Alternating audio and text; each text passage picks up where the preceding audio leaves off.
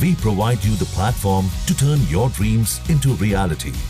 Give wings to your aspirations with KR Mangalam University.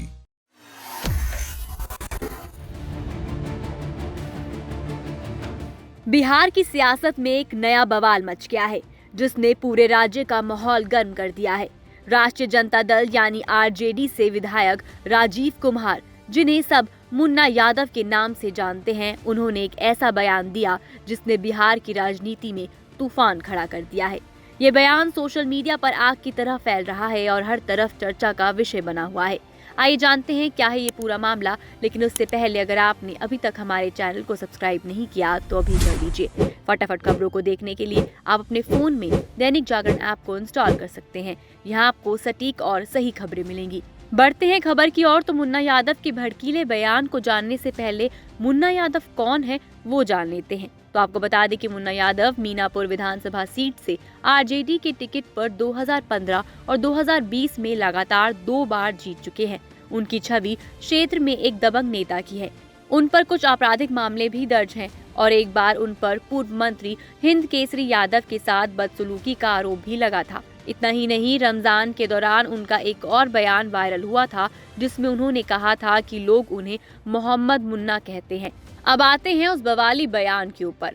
तो मुन्ना यादव ने एक यूट्यूब चैनल को दिए इंटरव्यू में कहा कि बिहार में अब मिश्रा, सिंह, झा, शर्मा जैसे सरवण समुदायों का कोई गुजारा नहीं है।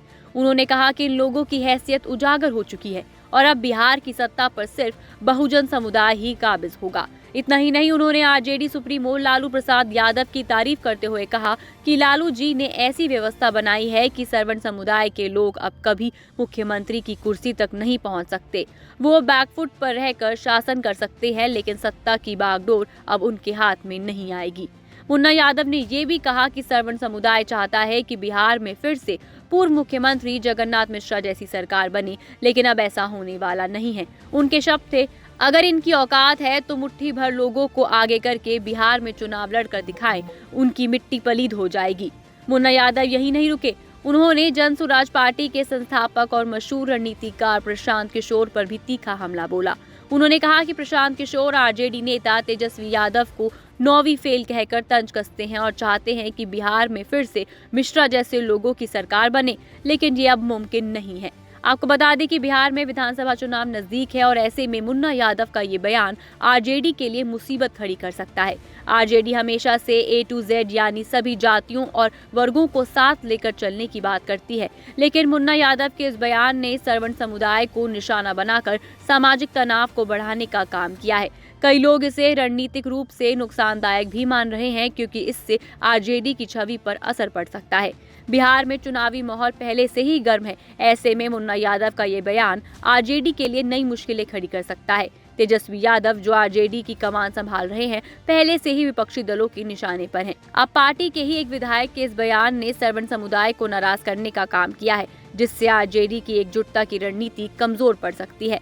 ये बयान बिहार की सियासत में कितना बड़ा बदलाव लाएगा, ये तो वक्त ही बताएगा।